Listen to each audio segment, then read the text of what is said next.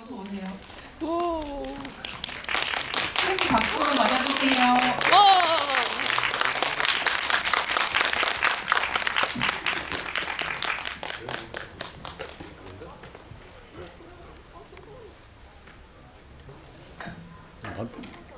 지난번랑 반대로 앉으시네요. 영화 잘 봤습니다.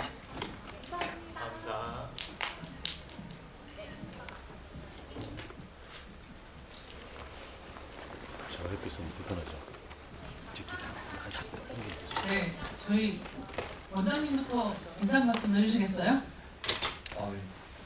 저만 좀 영화 등장인물들 직접 뵈니까 저도 굉장히 뭔가 현실감이 약간 떨어지고 설레고 이러는데 지금 관객분들은 진짜 주연 배우님들의 인사를 기다리실 것 같아요. 저는 정신과 전문이고요. 영화에 등장하는 사람들의 심리 그리고 이걸 우리 일반인들의 심리에 어떻게 연결지을 수 있을지 얘기해 보기 위해서 오늘 왔습니다. 잘 부탁드리겠습니다.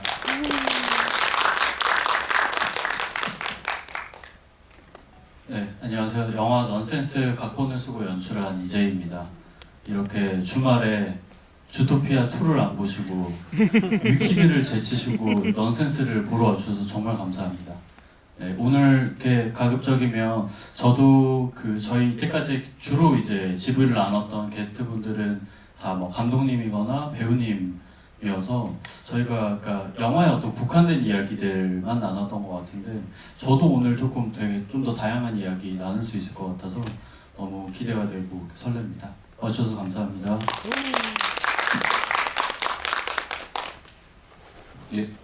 예, 안녕하세요. 영화 넌센스에서 강순규 역할을 맡은 배우 박영우입니다. 반갑습니다. 이제는 좀 굉장히 낯익은 분들도 많이 이제 보이시는 것 같고 너무 감사드립니다. 귀한 시간 내주셔서 오늘도 되게 특별한 게스트분들 오셨는데 저도 좀 많이 여러 가지로 정신적으로 심리적으로 배우는 자세로 재밌는 얘기 나눴으면 좋겠습니다. 반갑습니다. 안녕하세요. 유나 역의 오하연입니다. 이미 앞서서 이제 선배님이랑 감독님이랑 또 선생님이랑 기자님 다 말씀해 주셔서 저는 이제 간략하게 오늘 대화 저도 설레는 마음으로 함께 대화 나눠보겠습니다. 감사합니다. 저희 오늘 한 50분 정도 이야기를 나눌 건데요. 오늘은 김주영 원장님 모신 자리이니만큼 넌센스의 순규 캐릭터와 윤학 캐릭터를 중심으로 해서 여러 이야기를 나눠보겠습니다. 넌센스는 굉장히 이야기할 거리가 많은 심리 스릴러인데요. 웃음이 공포하고 이어지고 또 불신이 믿음하고 연결되는 부분이 이 영화의 굉장히 흥미로운 지점들이 아닌가 합니다. 일단 김주영 원장님께 영화 어떻게 보셨는지 전반적인 소감 들어보겠습니다.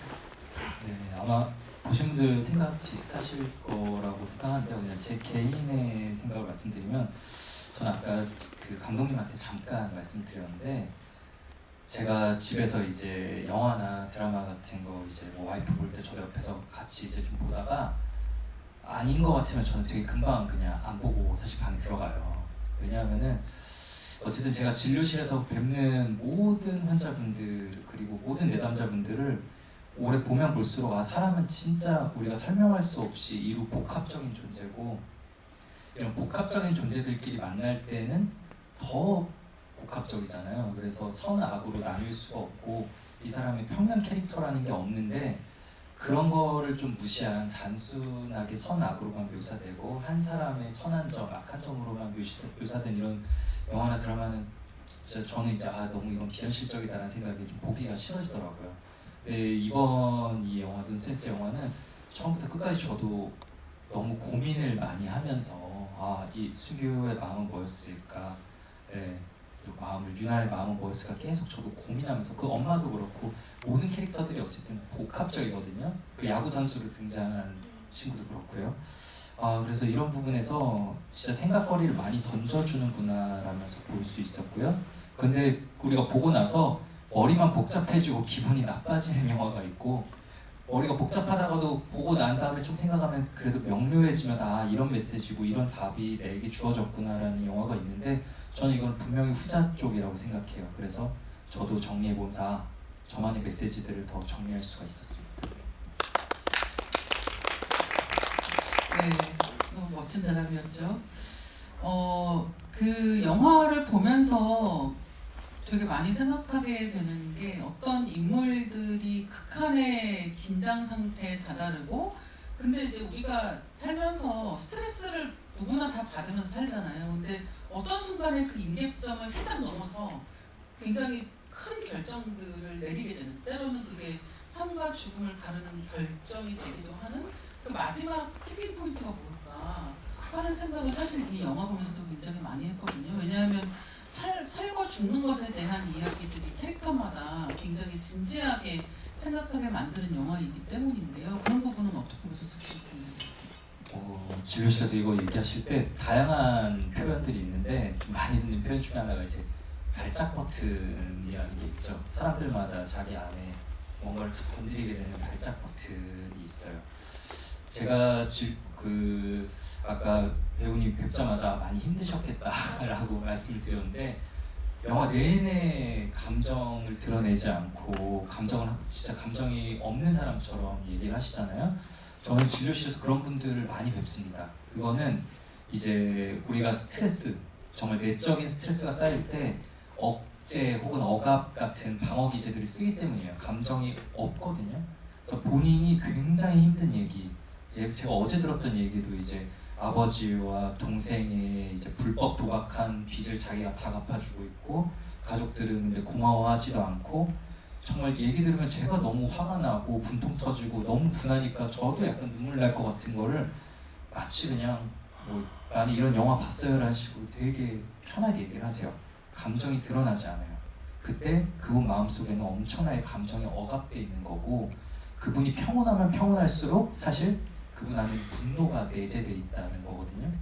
근데 그거를 겉으로 안 드러내니까 그냥 모르고 건드리는 사람들이 있죠. 영화에서는 저는 거기 그 장면에서 봤어요. 이제 굿할 때 소금 뿌리면서 이렇게 하니까 결국은 유나 씨가 막 터지잖아요. 정말 누구라도 화가 날 수 있을 그런 상황에 감정이 결국 끌어올려지게 된 거고 근데 발작 버튼이 뭔가 하는 사람들마다 진짜 다 달라요. 왜냐하면 다 다른 과거를 갖고 살아왔고 다 억압하고 있는 감정의 정체들도 다르기 때문에 내가 어느 부분에 욱하게 되는지 이거를 좀 살펴보게 되면은 자기에 대해서 좀 더 알 수 있게 되죠. 이번에는 두 배우님께 여쭤보겠습니다. 먼저 순규 연기하신 박용우 배우님께 여쭤볼게요. 순규라는 캐릭터는 악역인지 선역인지 알기가 어려운 느낌으로 이제 등장을 합니다. 그래서 계속 수상한 느낌을 낭낭하게 풍기면서 연기를 해야 되는 게 이 역할을 하는 데 있어서의 난점인데요. 첫 번째 등장에서 유나하고 대화하는 장면을 보면 마치 양들의 침묵에서 한니발 렉터가 이야기하는 것 같은 그런 좀 압도하는 감각 같은 게 있는 거예요.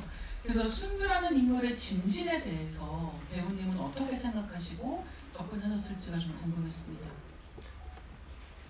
그냥 단순히 얘기하자면 한마디로 진심으로 사람을 대한다.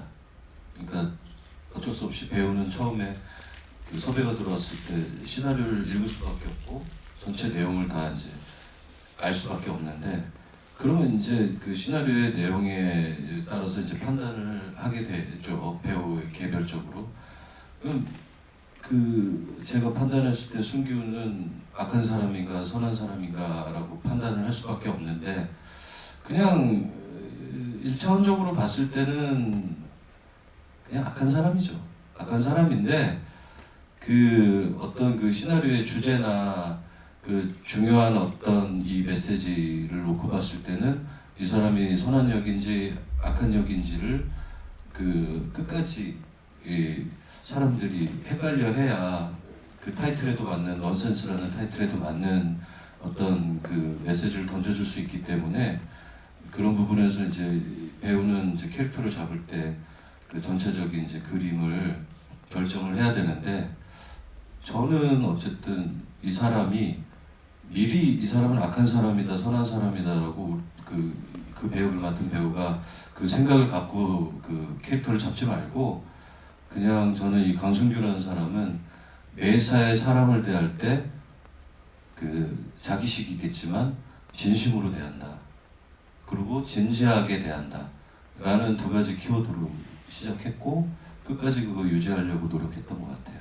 그 제일 무서워요. 그러니까 사실은 지금 말씀해 주신 걸 듣다가 그래서 순규가 그렇게 성공적으로 많은 사람들에게 이런 행동들을 해왔구나. 이게 이를테면은 왜 진짜 거짓말 하려면 나부터 속여야 된다고 얘기하잖아요. 근데 지금 말씀해 주신 게 딱 그런 느낌이 아닌가라고 생각이 들어서 굉장히 좀 무섭게 느껴지기도 하고 순간 진짜 순규가 앉아있는 것 같은 생각을 하기도 했습니다. 이번에는 유나 연기하신 오하영 배우님께 여쭤보겠습니다. 영화 넌센스에서 유나는 가장 극적인 방식으로 그 마음이 너를 뛰는, 그러니까 초반부터 내내 꾹꾹 눌러오던 감정이 이제 마지막에 가서는 확 터져 나오는 방식으로 연기를 해놨단 말이에요. 그래서 기댈 곳이 필요한데 그것을 인정하지도 않고 노출하지도 않으려고 하는 이 유나라고 하는 인물을 연기하시면서 굉장히 여러 가지 생각을 하셨을 것 같아요. 특히나 이렇게 감정을 억압하기 때문에 왜 이런 행동을 할까에 대해서 고민 많이 하셨을 것 같고, 특히 진실게임 장면에서 어떤 마음으로 유나는 이 자리에 앉았을까 하는 것들도 생각해 보셨을 것 같거든요. 일단 유나는 아까 선생님이 말씀해주신 것처럼 억압되어 있는 상태인데 그것에 대해서 크게 불편함도 자각하지 못하는, 그러니까 너무 오랜 시간을 그렇게 버텨왔고, 또 사실 순규를 만나기 전까지는 앞으로도 난 그냥 이렇게 살아가는 것에 불만조차도 가지지 않는 그런 인물이라고 생각을 했고, 그런 인물을 그려내기 위해서 정말로 불필요한 행동이나 그런 걸 다 줄였거든요.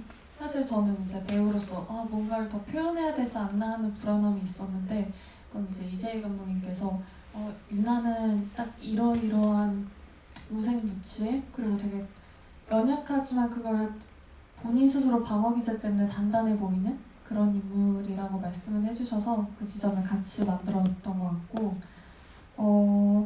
그 이제 진실 게임 할 때는 다들 이제 여러분들이 제일 많이 물어봐 주셨던 게 왜 유나는 거기 갔냐, 순규를 믿어서 갔냐 그러는데, 이제 그 다른 GV에 오셨던 분들은 들으셨겠지만 유나는 사실 순규를 믿지 않아서 순규를 마지막으로 찾아갈 때 경찰에 신고를 했어요.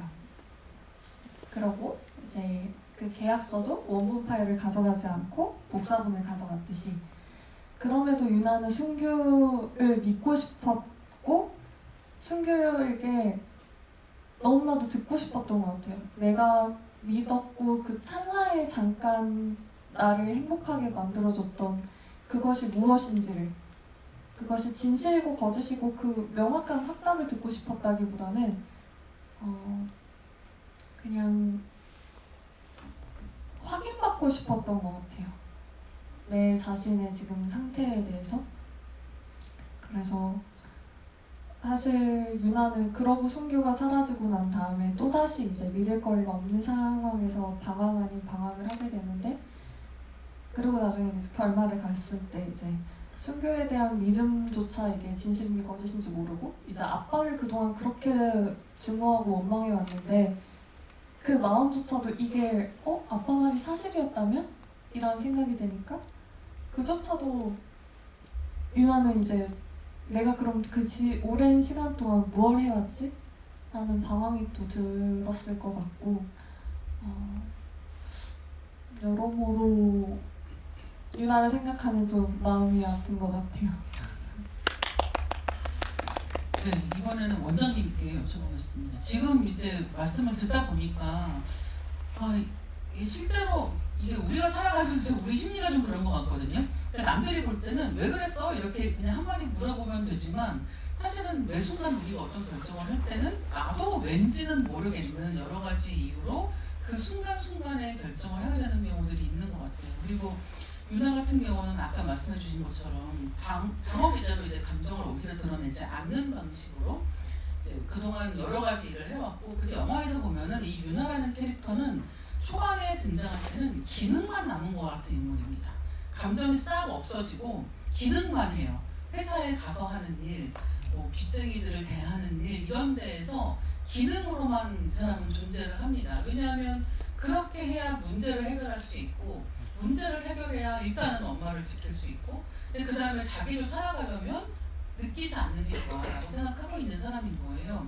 그럼 이런 사람을 볼 때 생각하게 되는 건 이 사람에게 아니야 너 이렇게 감정을 억제하는 거는 건강하지 않아 언젠간 터질 거야 그러니까 감정을 드러내고 느껴야 해 라고 얘기를 해야 되는 건지 아니면 너무 고통스러워서 이런 방식을 택한 거기 때문에 아 그래 너 힘들겠지만 이렇게 버티는 게 맞는 것 같아 라는 쪽에 맞는 건지가 좀 궁금한 거예요.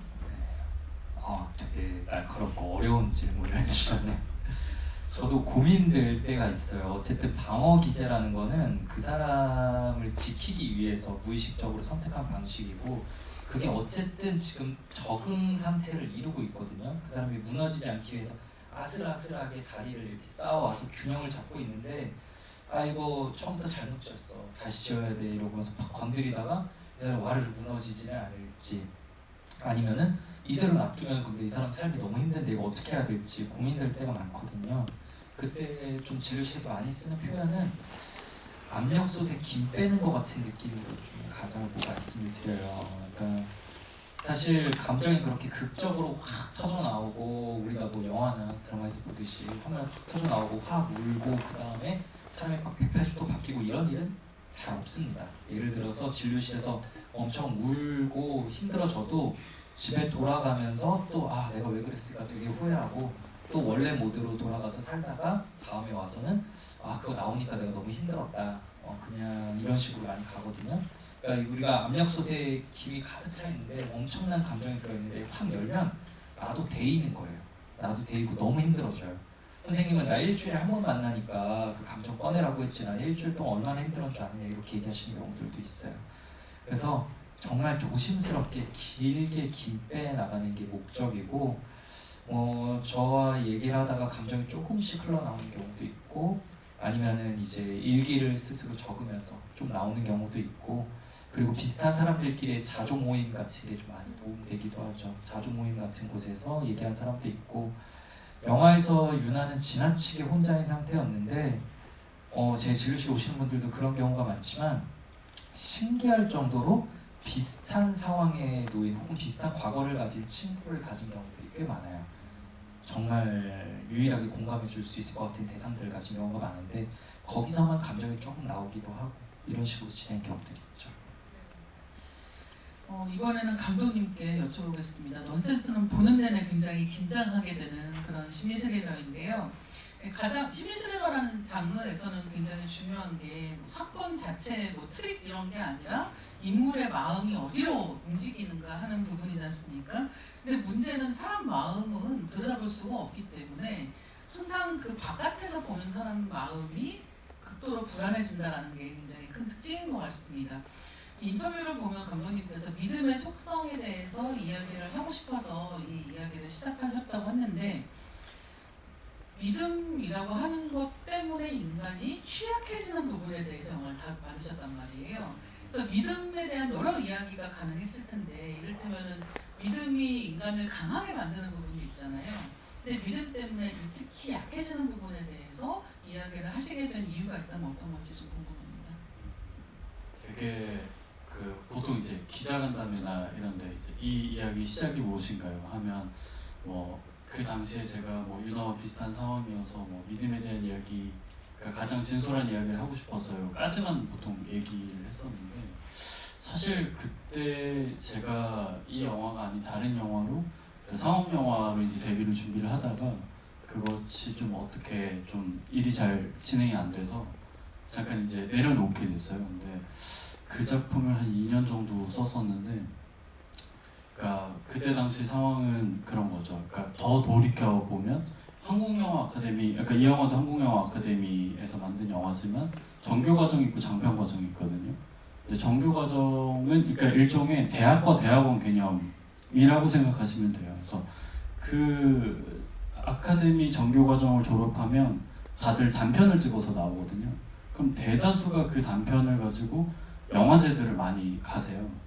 물론 이제 그 영화제를 간다고 해서 뭐 혹은 수상을 한다고 해서 인생이 드라마틱하게 달라지지는 않지만 저는 그 전까지 한 번도 영화제를 가본 적이 없어가지고 되게 가고 싶었거든요.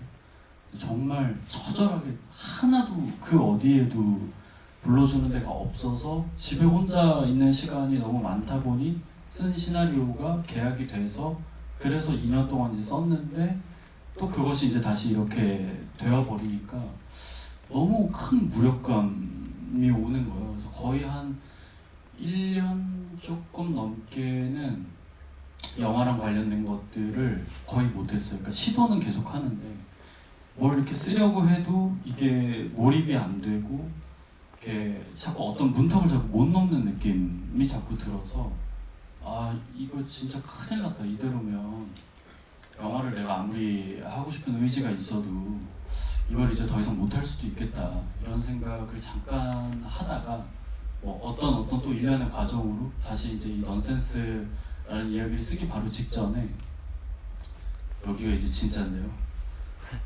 그 전국에 있는 온갖 점집들을 가기 시작합니다. 온갖 점집들과 사주와 관상과 타로와 저 진짜 안 본 게 하나도 없거든요. 왜냐면 그게 이제 막 넌센스라는 이야기를 막 준비하면서 한국영화 아카데미 장편 과정은 처음부터 시나리오로 지원을 하는 거예요. 그러니까 한마디로 뽑히면 이 영화를 만들 수 있는 그 기회와 투자가 주어지는 거죠. 근데 과정이 되게 길거든요. 한 4개월 동안 입시가 있어요. 너무 하고 싶은 거예요. 그래서 막 어디 막 저 내년에 뭐 이런 거 하는데 될까요? 막 엄청 물어보고 이제 다니다가 마지막에 갔던 점집에서 저한테 저희도 돈 받고 여기 초 켜주고 기도하고 하는데 당신은 여기서 기도할 팔자가 아니고 본인이 절에 가셔서 자기 돈으로 초 사가지고 초 키고 기도하시라고. 그러고 나서 딱 넌센스 이거 입시 끝나기까지가 제가 기억하기로 정확하게 한 6개월 정도였거든요. 6개월 동안 매주 단 한 번도 안 빠지고 가서 그러니까 춥거나 덥거나 뭐 그냥 항상 같은 자리에 초를 켜고 그 막 초에 뭐 무슨 소원도 적어야 돼요. 그래서 막 사실 되게 귀찮거든요. 그거를 하면서 그냥 제 나름대로 그러니까 매주 그걸 확인했던 것 같아요. 내가 정말 영화를 역시 하고 싶어 하는구나. 그리고 이 영화, 그러니까 이 이야기에 대한 간절함이 확실히 있구나를 매주 조금 환기시키는 과정이었던 것 같거든요. 그러니까 그러면서 점점 제가 겪고 있는 어떤 이 믿음, 그 안에서 생기는 어떤 불안함 이런 것들에 대한 이야기에 많이 빠졌던 것 같아요. 그래서 진짜 이게 그 믿고 싶기 때문에 불안해지는 거잖아요. 믿음이 없으면 불안할 것도 없는데 이게 믿고 싶은 마음이 있기 때문에 그 불안이 생기는 것이고 그래서 어딘가 붙들고 싶게 되는 것이고 그런 이야기가 영화에서 굉장히 잘 표현된 거 아닌가라고 생각이 듭니다. 이번에는 원장님께 질문 드릴게요. 영화에서 순규는 차분하고 다정하게 이야기를 하는 사람입니다. 그래서 사실은 이렇게 말만 할 때 보면은 이 사람하고 얘기하는 건 되게 즐거운 일이야 같은 느낌이 들기도 하는 거예요. 그래서 어떤 느낌이냐면 다른 사람을 조종하기 위해서 인간적인 매력을 무기를 쓸 줄 아는 사람이라는 생각이 들고 그래서 믿음이라는 도구를 너무 잘 쓰는 사람이라서 무섭게 느껴지는 거예요. 이게 영화를 보니까 이렇게 객관적으로 보이는 거지 사실은 이 사람하고 1대1로 이야기한다고 하면 내가 되게 취약해지겠다라는 생각이 들기도 하는 거예요. 그래서 넌센스라는 영화에서 보면 이 피해자들의 공통점이라는 게 있어 보이거든요. 그래서 타인의 조종에 휘둘리기 쉬운 경향성이라는 게 있는지 혹은 어떤 상황에 있을 때는 인간이 더 취약해진다는 게 있을지 궁금한데요. 일단은 정말 뭐랄까 가스라이팅을 하고 등쳐먹고 사기치고 이런 사람들의 대표적인 성격 유형으로는 이제 나르시시스트나 아니면은 소시오패스 이런 사람들이 많이 얘기가 돼요. 나르시시스트들은 되게 자기 확신에 가득 차서 이제 마치 교주처럼 자기의 이렇게 좀 끌어들이도록 만드는 마력이 있기 때문에 그 매력에 끌려가는 사람들이 있고요. 소시오패스는 공감 능력은 사실은 없는데 공감 능력을 연기할 수가 있거든요. 있는 것처럼. 근데 그 중에서 이제 특히나 머리가 좋은 사람들은 이 사람이 뭘 기대하는지 그 가면을 더 잘 쓰는 거죠. 그래서 저는 보면서 순규 같은 경우는 아무래도 이제 하이 펑셔널 소시오패스, 머리가 좋은 소시오패스 캐릭터일 가능성이 제일 높겠구나라고 생각을 했어요. 근데 그럼 물론 그럼 소시오패스는 모든 거를 다 계획하고 다 그려내는 거냐? 꼭 그렇지만은 않다고 저도 느낄 때가 있어요. 그 사람 입장에서는 어쨌든 자기는 그 순간 그냥 진심을 다하고 뭐 도와주려고 한 건데 결국 지나고 보면 행동으로 그 사람을 평가해야 되는 거거든요. 행동으로 보면 결국 이 사람이 계속 뭔가 착취해가고 있다. 돈이라는 결과물이 있다. 이럴 때는 우리가 이 사람이 뭐라고 얘기하든 스스로를 어떻게 인식하든 간에 소시오패스구나 이렇게 볼 수 있는 걸 텐데요. 그럼 피해자들은 누가 끌리냐? 1번으로는 다른 관계들이 단절되어 있는 사람들입니다. 영화에서도 그래서 피해자들이 이제 다 관계가 단절되어 있고 유나 같은 경우도 어머니가 있지만 어머니와의 관계가 막상 상처 주는 관계잖아요. 자기는 정말 자기 삶을 희생하면서 모든 걸 다 하고 있는데 넌 왜 이렇게 이기적이냐라는 말을 듣고 근데 거기다 나는 화나는 감정을 표현하지도 않고 사람에 대한 믿음을 다 끊고 다 단절되어 있는데 사람은 기본적으로 사회적 동물이기 때문에 나는 진짜 혼자 사는 거야 아무것도 없어 라고 하는 사람일수록 마음 깊숙한 곳에서는 결국 누구를 바라고 기대하고 있죠. 그럴 때 이렇게 다가오는 사람들에게 우리 쉽게 끌릴 수 있고요. 또한 이거는 피해자 탓을 하는 것처럼 들릴 수 있어서 위험한 말이지만 어쨌든 간에 의존성 성향이 있는 사람들이 누군가에게 더 이렇게 낚이기가 쉬워요. 불안할 때 우리가 불안하면은 불안이 높아질 때 강박적으로 변하든지, 그러니까 이제 완벽주의적으로 변하든지, 아니면은 의존적으로 변하든지, 네, 이렇게 좀 뭔가 변화가 아니고 회피적으로 변하든지, 보통 이런 세 가지 유형 중에 하나를 좀 선택하게 되는데, 불안이 올라가 있는 상황. 사실 유나는 정말 열심히 살고 있지만 불안하고 주변에 관계도 끊어져 있잖아요. 그럴 때 이 다가온 사람에게 영화를 보면 우리가 나라면 안 그럴 텐데라고 하지만 우리 그 상황에 들어가는 사람은 누구나 다 그럴 수 있고요. 저는 그 순규가 전화 와서 마지막에 만나러 갈 때 저도 보면서 제발 가지마 하면서 갔지만 갈 것 같았습니다. 갈 것 같았고 이게 영화의 무리한 설정이 아니라 저는 사람들이라면 웬만하면 갈 거라고 생각해요.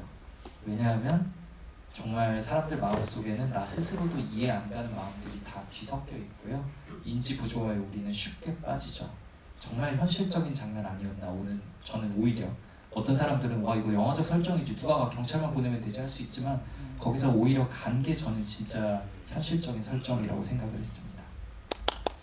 네, 이번에는 오하연 배우님께 여쭤보겠습니다. 리액션이 거의 없는 이제 연기란 말이에요. 그래서 계속해서 이 감정이 절제된 방식으로 연기를 하셨는데 그 연기를 하시면서 특별하게 까먹었던 장면들이 있을 것 같거든요. 그러니까 어떤 장면에서는 나 사실 좀 더 폭발시키고 싶었는데 라든가 아니면은 이제 마지막 장면에서는 이제 갑자기 정말 모든 울면서 웃는 이런 느낌으로 연기를 하실 때 또 어려웠을 수도 있을 것 같고 연기하시면서 특히 기억에 남는 장면이 있다면 어떤 장면일까요?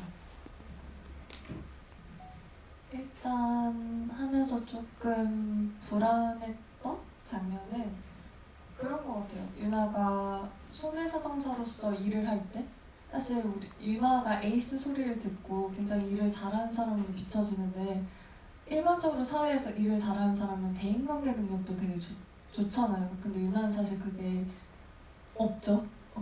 그거 대신해서 이제 능력을 더 발휘하는 건데 그런 부분에서 조금만 제가 약간을 잘 설명을 해도 친절해 보이는 거예요. 그래서 그럴 때 이제 감독님이랑 같이 톤을 많이 잡았던 것 같고 그리고 까다로웠던 장면 사실 감정을 이제 폭발시키는 장면은 오히려 수월했던 것 같아요. 그동안 뭔가 억눌러 있던 것들을 그냥 조금만 열면 되니까. 근데 저는 어려웠던 게 순규랑 그 소주 마시는데 순규가 찾아온 거 있잖아요. 이거 우연 아니죠 하는 그 장면이 어려웠던 것 같아요. 뭔가 순규에게 날이 서 있지만 궁금하고 그리고 실제로 그 부분을 찍을 때 테이크도 많이 갔던 것 같아요. 어떻게 하면 이 적대감이면서도 계속해서 이제 그 보경이가 웃는 모습을 보면서 나도 저렇게 될 수 있을까라는 희망을 품게 되고 결국 그 이후에 이제 순규를 찾아가게 되니까 그 부분이 좀 생각이 나요.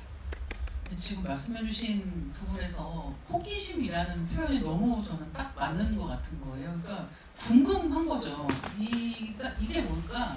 이 사람 뭘까? 진짜 뭘까? 이 궁금한 인간이 이 호기심을 억누르기가 너무 힘들기 때문에 특히 내가 그동안 봐온 사건들과 너무 다른 양상으로 전개되는 이 사건에서 대체 이 사람은 진짜 뭘까 하는 부분을 억누르기가 너무 힘든, 심지어 이 사람이 다른 사람들을 진짜 바꿀 수 있을지도 몰라라고 하는 그런 부분들이 너무 잘 이야기 속에서 표현이 된 것 같습니다. 그래서 이제 미스터리한 인물을 연기하신 대배우님, 박영호 배우님께 다음 질문 드리겠습니다. 일단은 이 순규가 진짜 미스터리한 인물이거든요. 첫 번째는 웃음치료사라는 직업과 이 사람의 평상시 일상적인 공간이 너무 언밸런스예요. 그러니까 혼자 있는 이 집이라고 하는 공간은 웃음치료사로서의 일에 필요한 물건들이 있는 곳이기도 하지만 상당히 그 음산한 그런 느낌이 있는 곳이기도 하고, 또 한 가지는 이 사람은 영화 속의 내용을 보면 굉장히 많은 보험금을 오랜 시간 동안 수령해 온 사람입니다. 근데 사는 걸 보면은 그렇게 뭔가 여유롭게 살고 있는 것도 아닌 것처럼 보인단 말이죠. 그래서 사실은 이 사람은 돈을 원하는 게 아니라 뭔가 다른 사람을 조종하는 걸 원하는 건가? 라는 생각도 하게 만드는 거죠. 그래서 이 엔딩에서 이 사람이 어떻게 마무리가 될까라고 하는 걸 계속 신경 쓰면서 영화를 보게 되는데, 이 엔딩 부분이 원래 시나리오에서 나왔던 것과는 다르다고 들었습니다. 그래서 이 순규의 결말 부분에 대해서 배우님이 연기하시면서 생각하셨던 것, 또 원래 시나리오 이야기도 같이 한번 들려주시면 좋을 것 같습니다. 질문이 너무 거대해서 제가 이거를 어떻게 간략하게 말씀을 드려야 될지 잘 모르겠습니다. 일단 그냥 간략하게 말씀드리면 원래 시나리오의 순규의 엔딩은 그 경찰들이 제가 이제 캐리어 끌고 이제 가고 있다가 앞에 봉고차가 이제 영화에 보시면 그 앞에 하얀색 봉고차가, 하얀색 맞죠? 은색? 은색 봉고차가 앞에 있는데 거기서 이제 경찰들이 나와서 저를 이제 질질 끌고 체포하는 장면이에요. 그래서 제가 끝까지 이제 윤활을 노려보면서 이제 가는 거였는데 지금 이제 유유히 사라지는 걸로 바뀌었죠. 근데 이제 배우로서 연기적 설정에 있어서 지금 이제 편집본이 지금 이렇게 바뀌었다고 해서 크게 달라진 설정은 없었던 것 같아요. 제 기억으로는 참 하고 싶은 얘기가 많은데, 일단은 그냥 제가 생각하는 순규는 이제 모든 캐릭터를 맡을 때 배우는 전사를 그리고 이 사람은 이렇게 살아왔을 것이다 라는 상상을 하거든요. 근데 제가 상상하는 순규는 아마 영화에도 나오지만 이제 이 사람의 이력에 대한 이제 복사본들이 이렇게 한두 장이 아니라 계속 이렇게 나오잖아요. 그런 식으로 이런 경험들을 무수하게 했을 것이고, 저는 제가 생각하는 순규는 정말 조금 더 선한 의도로, 그리고 진심의 의도로 아마 출발을 했을 것 같아요. 사람들이랑 상담을 할 때 자기의 이제 장기를 살려서 웃기기도 하고 진심으로 들어주기도 하고. 근데 그러다 보니까 그 사람들이 되게 의도치 않은 어떤 선물도 주고, 그리고 심지어 돈도 주고, 그리고 사랑도 주고 그랬을 것 같아요, 이 사람한테. 그러면서 이 사람이 선택을 했겠죠. 여기서 이런 것들을 거부하고 자기의 진심만을 표현하려고 노력할 것이냐, 아니면 이거를 이제 나의 정당한 보상으로 생각하고 이걸 받을 것이냐. 아마도 대부분의 사람들은 전자를 선택하기 쉽지 않을 것 같아요. 정당한 나의 대우라고 생각하고 보상이라고 생각했을 것 같아요. 그러면서 저희 속담에 이제 바늘 도둑이 이제 소도둑 된다고, 괴물을 바라보다 보면 자신이 괴물이 된다고, 그랬을 것 같아요. 자기 합리화, 그러면서 이제 인지 부조화도 일어났을 것이고, 그러면서 윤아한테도 그 영화에는 이제 서스펜스를 강조하기 위해서 마치 유나를 때릴 것처럼, 마치 위해를 가할 것처럼 얘기하지만 이 사람 입장에서는 제가 볼 때 이제 정당한 내가 상담을 해주고 정당한 그 어떤 뭐라 그럴까 감정을 그 나눴고, 그리고 또 정당하게 또 예전에 의뢰 받았던 어떤 그런 보상을 받았다고 생각을 했고, 굳이 내가 이 사람한테 위해를 갈 필요가 있나?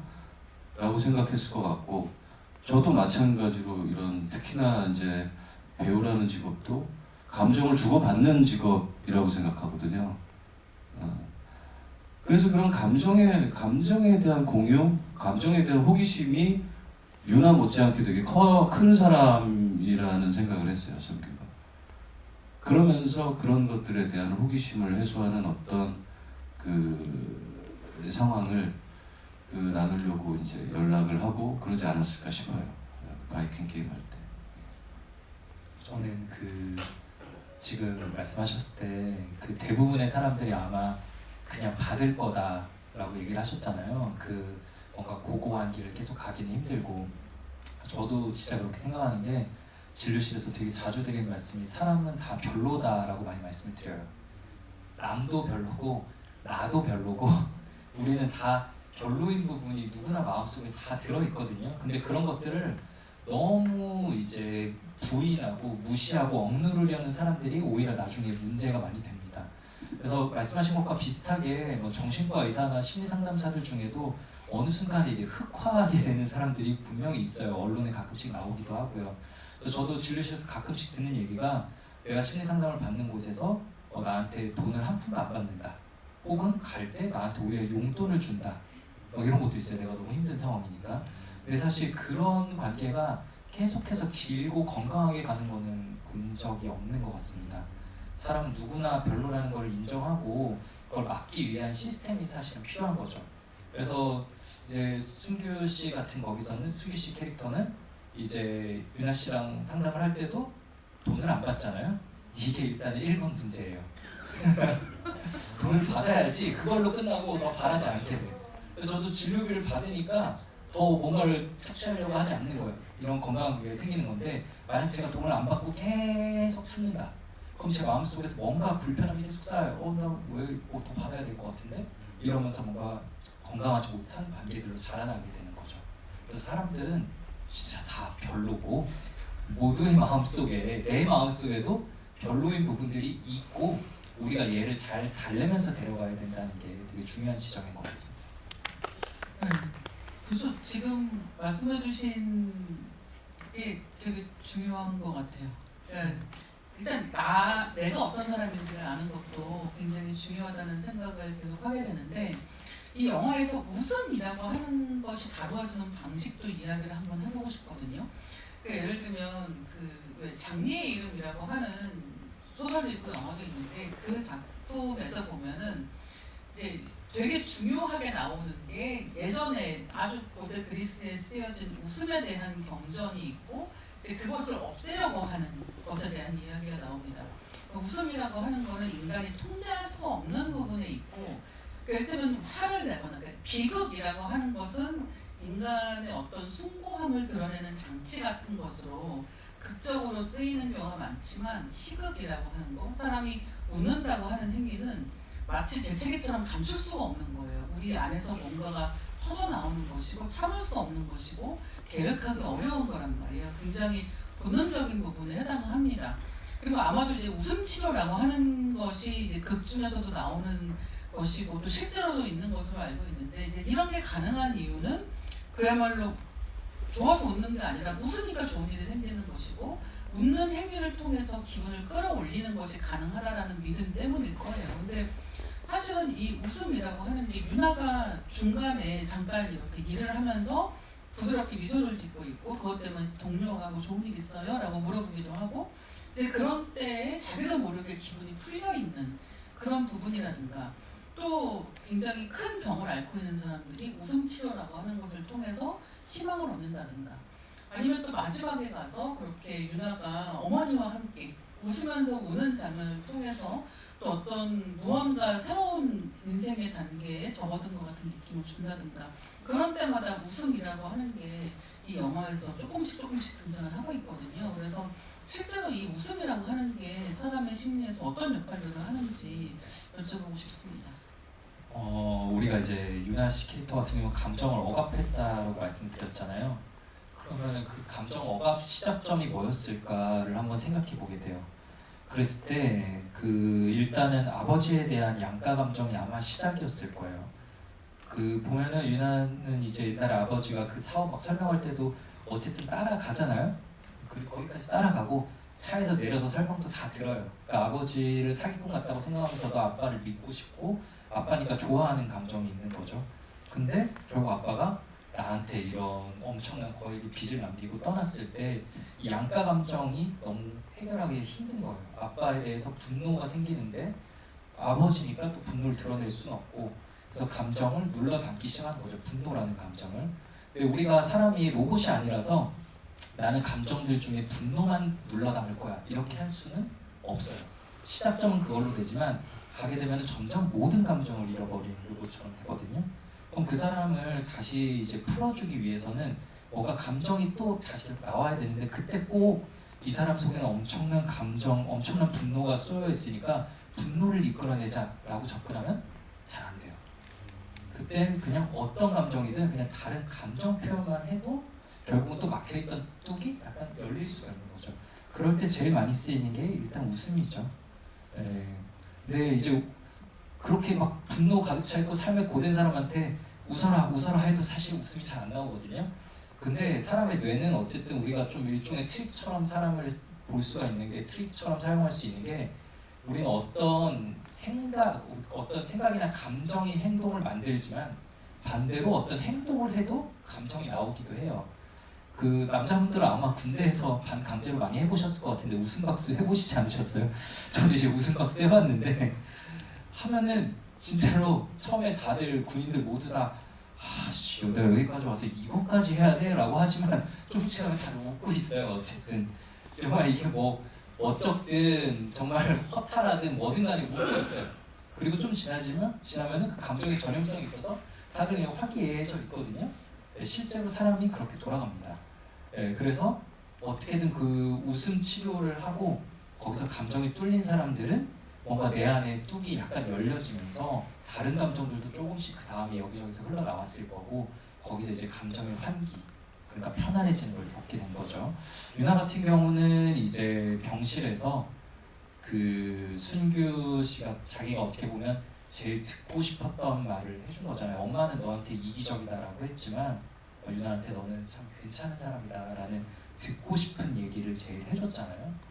그 얘기를 통해서 이제 감정이 좀 환기되기 시작했고 그러니까 자연스럽게 다른 사람들 앞에서도 감정이 좀 흘러나오는 그래서 로봇 같던 애가 달라졌네? 라는 반응들을 보이게 된 거죠. 그럼 유나 같은 상황에 처해 있는 사람이 순규 같은 사람을 만나서 이런 뭔가 굉장히 위험한 상황에 처하지 않을 수 있는 빠져나올 수 있는 방법 같은 것도 있나요? 근데 참 어렵죠. 제가 아까 이제 결국은 그 사람들의 공통점이 다 고립돼 있었던 사람이다라고 얘기를 했는데 사람이 제일 위험할 때는 결국 고립돼 있을 때거든요. 그래서 우리가 주변에 좀 연결돼 있는 끈들이 계속 있어야지 사람이 극단적인 상황으로 좀 흘러가는 걸 막을 수 있고요. 이게 진료실에서 되게 힘들어하는 사람들이 있어요. 예를 들어서 누가 봐도 남자친구나 혹은 여자친구나 만나는 사람이 사기꾼이에요. 누가 봐도 사기꾼인데 그 사람은 빠져들어가는 상황들 되게 흔해요. 근데 그분한테 아니 이거 너의 친구의 상황이라고 생각해봐라. 그럼 너는 뭐라고 할 거냐 이러면 헤어지라고 해야죠 라고 말이 나오거든요. 한 발짝만 그 상황을 떨어져서 보면은 굉장히 객관적으로 보이는 게 내 문제가 되면 힘들어지는 거예요. 그래서 나한테는 너무 버겁고 어떻게 해야 될지 모르는 상황들이 주변에서 볼 때는 너무 심플하고 명확한 경우가 많습니다. 우리 아무리 내 인생 내가 제일 잘 알아요 라고 해도 장기나 바둑 옆에서 돈 사람, 훈수 돈 사람 눈에만 보이는 것들이 있거든요. 그래서 주변에 그냥 계속해서 끈이 있는 거 나의 일상을 좀 공유하고 내가 잘 흘러가고 있는지 객관적인 시각을 제공해 줄 수 있는 사람이 있는지 여부가 제일 중요한 것 같아요. 이제 저희 마무리할 시간이 되었는데요. 마지막으로 감독님께 제목 이야기 듣고 마무리를 해볼까 합니다. 넌센스라고 제목을 지으셨잖아요. 그래서 그 넌센스라고 하는 게 어떤 뜻일까요? 이를테면 마지막에 아버지가 사둔 땅이 사실은 진짜 개발인데 라고 하는 걸 보면서도 이거 참 넌센스 같은 일이다 라고 생각하게 되기도 하고, 그러니까 그런 것만 이 영화에서 계속 반복하고 있는 이런 믿음에 대한 이야기들도 이 맥락에서 생각해보게 되기는 하거든요. 제목 지으면서 또 생각하신 게 있을 것 같거든요.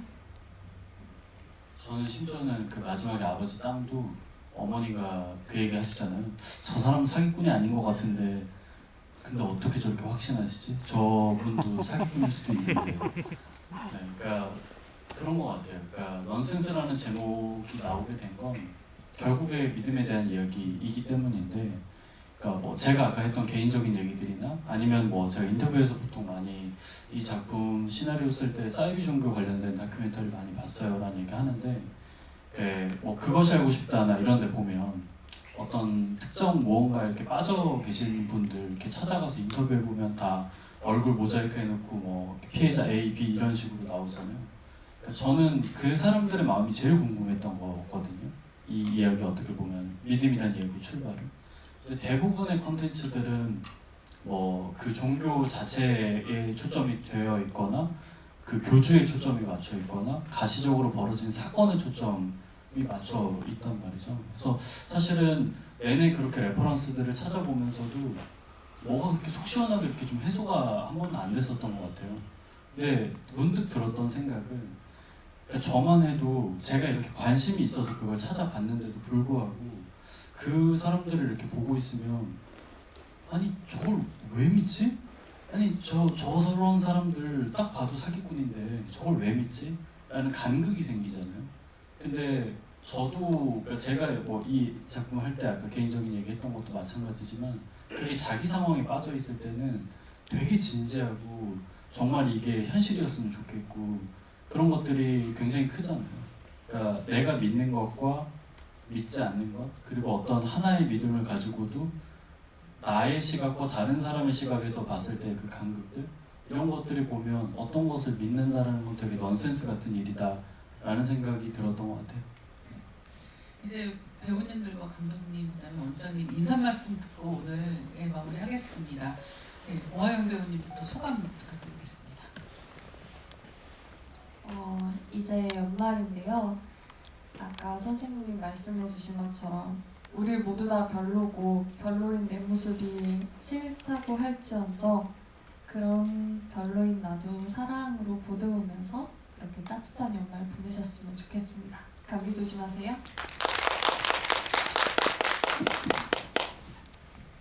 아연 씨의 말을 받아서 또 선생님이 이제 별로라고 하는 말씀을 저는 이제 개인적으로는 너무 공감하고, 그러니까 그거를 이제 좀 다른 표현으로 하자면 모든 인간은 연약하다라고 저는 생각하거든요. 그러면서 항상 연기할 때도 캐릭터에 접근하는데 이제 연민이라고 하죠. 그러니까 왜 연약할까? 왜 사람은 두려워할까라는 해답은 저는 뭐 영원히 못 찾을 것 같아요. 근데 사람은 연약하다, 누구나. 그렇기 때문에 별로인 모습이 항상 나온다. 그래서 영화 속에서도 감독님이랑 또 이런저런 얘기하면서 만든 대사기도 한데, 윤아가 바이킹 게임 하러 왔을 때 제가 물어보거든요. 여기 왜 왔냐? 뭐 묻고 싶은 거 있어서 온 거 아니냐? 아니면 듣고 싶은 게 있거나 라고 그 대사를 첨가를 했거든요. 그 사람은 그냥 단순하게 생각했을 때 누군가한테 소통하길 원하고 자기가 묻고 싶은 거, 자기가 듣고 싶은 거를 나누고자 하는 것 같아요. 그래서 돈을 벌고 그리고 출세하길 바라고, 그게 전부 다 사랑을 주고 사랑을 받고 싶은 건데, 그게 결국은 누군가한테 진실되게 소통하면서 자기가 하고 싶은 말하고 그리고 또 듣고 싶은 말 듣고 싶어하고, 결국 그거인 것 같거든요, 단순하게.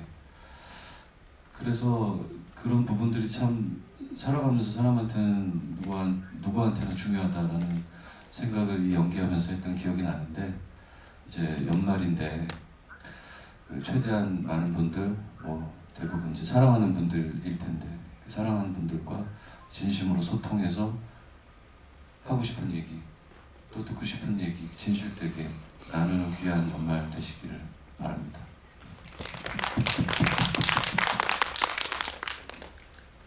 저도 오늘 지부 이렇게 쭉 들으면서 되게 여러 가지 생각이 많이 들었는데요. 그러니까 기분 전환이라는 말을 하잖아요. 그러니까 저는 그 말은 기분은 전환이 될 수 있는 거다라고 생각을 하거든요.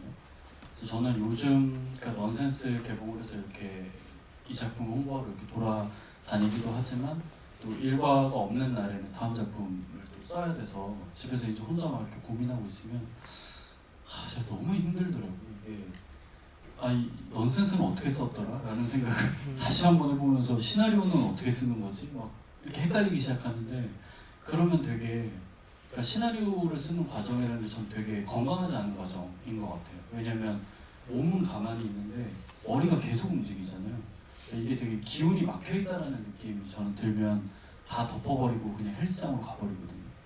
가장 동적인 공간이고 뭔가 가장 액티브한 공간이잖아요. 갔다 오면 정말 거짓말같이 기분 전환이 확 되더라고요. 그럴 때 인간의 정신이라는 건 생각보다 별게 아니다라는 생각이 들어요. 그러니까 몸이 움직여서 내가 근력 운동을 해서 몸에 힘이 들어가는 순간 얘는 이게 내가 지금 뭔가 갑자기 어떤 무언가를 이뤄서 성취해서 갑자기 이렇게 된 것처럼 느껴진다라고 이렇게 받아들였거든요.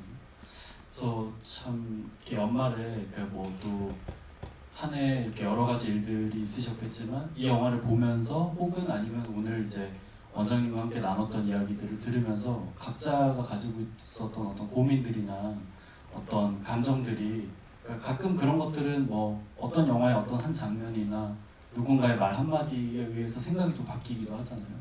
좀 그런 전환이 이루어지는 시간이었으면 좋겠습니다. 그리고 이루어지셨다면 주변에도 그런 엄청난 효과를 보는 영화가 있다.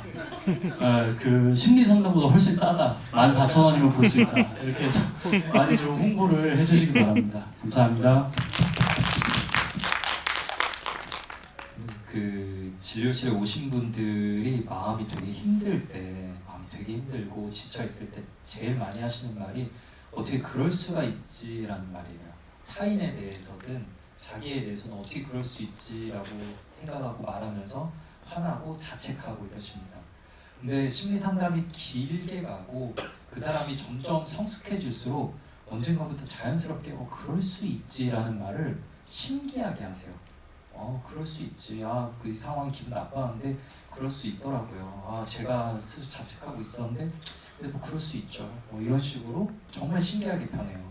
그래서 그런 것들을 보면서 느끼는 게 사람의 진짜 우리 인생이라는 거 그리고 내 마음이라는 거 대인관계라는 거 모두 다 되게 모순이고 넌센스인 것 같습니다. 진짜로 앞뒤가 하나도 안 맞는데 그걸 대체 왜 그런 거야가 아니라 그럴 수 있지라고 일단 받아들이면서 들여다봐야 되거든요. 근데 이제 제가 제일 좋아하는 소설이고 문학시장에서 정말 베스트셀러이자 스테디셀러가 모순이란 책이에요. 이게 아마 사람들이 알기 때문일 겁니다. 이제 책을 많이 보는 사람들은 아무래도 점점 사유를 하게 되고 그러다 결국 답을 찾는 게 모순이구나 라고 보면서 뭔가 깨달음을 얻고 주변에 그런 걸 좀 설파하는 거라고 저는 생각을 하거든요. 이런 책이 있고 많은 걸 해결해 줬어라고. 저는 진짜 아까 감독님이 이미 말씀하셨는데 이 영화를 보고 나면 그 모순 책을 읽은 것처럼 나 안에 대해서 좀 이해되지 않던 감정들이나 타인에 대해서 이해되지 않던 다양한 감정들을 한번 스스로한테 질문 던지면서 그냥 받아들일 수 있나 그럴 수 있지라고 받아들일 수 있는 계기가 될 수 있다고 생각을 해요. 그래서 한번 스스로한테 질문 던져보시고 좀 얻으시는 게 있다고 느껴지시면 주변에도 이런 넌센스라고 하는 삶에 대해서 말해주는 좋은 영화가 있더라 제안하시고 좀 많은 분들이 보시면 좋겠습니다. 감사합니다. 네, 황금 같은 토요일 오후에 넌센스 함께 봐주시고 이야기 들어주셔서 감사합니다. 정말 입소문 많이 내주세요. 여러분이 영화 보시고 어땠는지 많이 이야기 나눠주시면 아마 다른 분들도 궁금하신 분들이 영화 보러 오시는데 더 힘이 될 것 같습니다. 안녕히 가시고 또 뵙겠습니다. 감사합니다. 다음